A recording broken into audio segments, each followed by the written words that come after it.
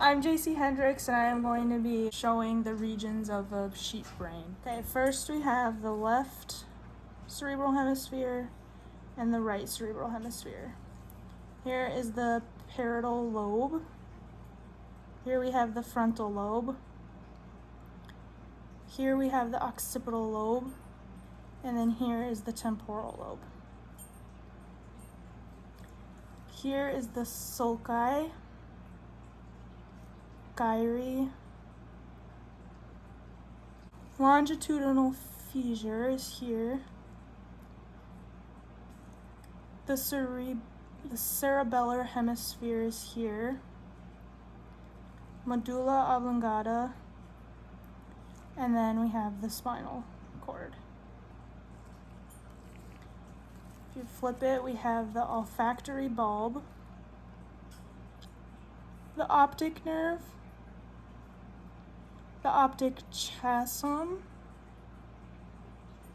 pons, trigeminal nerve is kind of hard to see, but it would be right here. The medulla oblongata here, and then the spinal cord again. Here we have the pineal body, the cerebellum is here, and then the cerebrum is here again. Okay, the lateral ventricle would be here, the thalamus is here, the pineal body, it's hard to see on this, but it would be here. The third ventricle, here. The cerebrum is here again.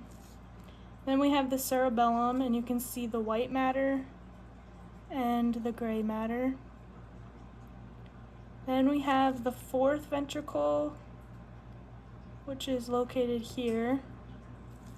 Medulla oblongata.